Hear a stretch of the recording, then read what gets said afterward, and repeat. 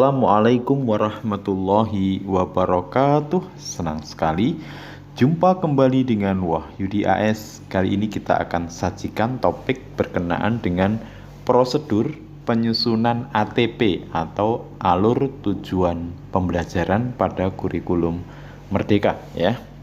Topik ini disajikan buat Bapak Ibu guru atau siapapun yang ingin memperdalam pengetahuan pemahaman terkait dengan implementasi kurikulum Merdeka ya. Kali ini disajikan kaitan dengan alur tujuan pembelajaran khusus pada prosedur penyusunannya. Silahkan bisa disimak dari awal hingga akhir agar pemahamannya bisa utuh ya. Oke. Berkenaan dengan alur tujuan pembelajaran atau ATP sebelum ke prosedur penyusunannya, perlu di sini diperhatikan bahwa kriteria dari alur tujuan pembelajaran itu yang pertama paling tidak bahwa alur tujuan pembelajaran itu menggambarkan urutan pengembangan kompetensi yang harus dikuasai peserta didik. Jadi sekali lagi, alur tujuan pembelajaran itu menggambarkan urutan pengembangan kompetensi yang harus dikuasai oleh peserta didik. Kemudian, alur tujuan pembelajaran atau ATP dalam satu fase, jadi dari fase A atau fase B atau fase C, fase D, fase E atau fase F, itu menggambarkan cakupan dan tahapan pembelajaran yang linier dari awal hingga akhir fase. Jadi untuk pembelajaran ATP dalam satu fase itu cakupan dan tahapan pembelajarannya linier ya dari awal hingga akhir fase.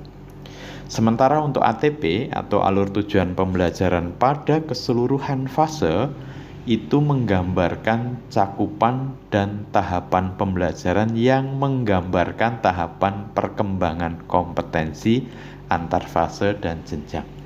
Jadi kalau keseluruhan fase itu cakupan dan tahapannya adalah antar fase dan antar jenjang ya. Oke, berikut kita ke prosedur penyusunan ATP atau prosedur penyusunan alur tujuan pembelajaran ya.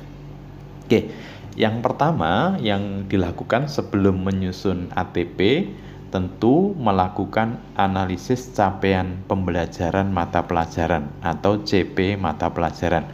CP ini sudah diberi ya oleh kementerian, jadi tidak bisa diubah. Nah, dari capaian pembelajaran mata pelajaran pada fase yang akan dipetakan, itu kita lakukan analisis terlebih dahulu ya. Kemudian, apa yang perlu dianalisis dari capaian pembelajaran itu?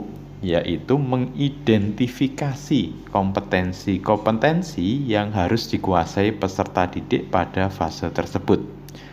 Jadi dari CP mata pelajaran yang sudah diberikan atau given oleh kementerian atau oleh pemerintah, kemudian diidentifikasi kompetensi-kompetensi yang harus dikuasai peserta didik pada fase tersebut.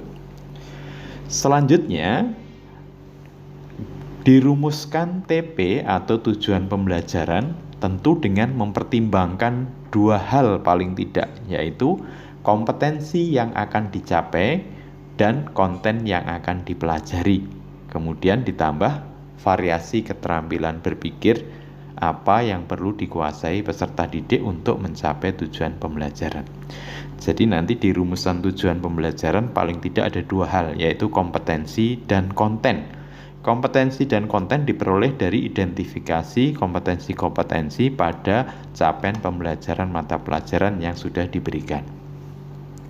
Setelah itu, mengidentifikasi elemen dan atau subelemen di profil pelajar Pancasila yang sesuai dengan tujuan pembelajaran yang dirumuskan. Nah, tentu nanti kaitan dengan elemen dan atau subelemen di profil pelajar Pancasila bisa disimak di video sebelumnya yang sudah dipaparkan ya.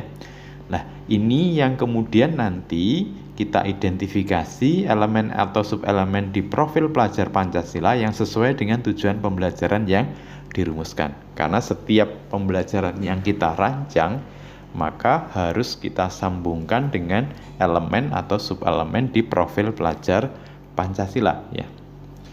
Setelah itu, setelah tujuan pembelajaran dirumuskan, maka kita baru menyusun tujuan pembelajaran secara linier sebagaimana urutan kegiatan pembelajaran yang harus dilakukan dari hari ke hari. Artinya, setelah tujuan-tujuan pembelajaran itu kita rumuskan, kemudian kita susun alurnya, ya.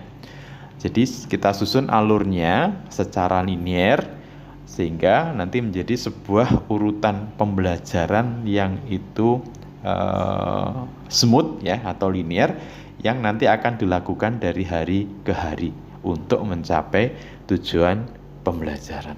Jadi itu kiranya prosedur dalam penyusunan alur tujuan pembelajaran, ya. Mudah-mudahan uraian singkat berkenaan dengan prosedur penyusunan alur tujuan pembelajaran ini bisa menjadi gambaran, ya, kaitan nanti dalam proses menyusun ATP. Tentu dari CP, kemudian disusun TP, capaian pembelajaran yang sudah diberi, kemudian dirumuskan tujuan pembelajaran. Setelah itu dari tujuan-tujuan pembelajaran itu kemudian dibuat alur kegiatan dari tujuan pembelajaran itu atau ATP-nya. Terima kasih, mohon maaf. Sampai ketemu pada video berikutnya. Assalamualaikum warahmatullahi wabarakatuh.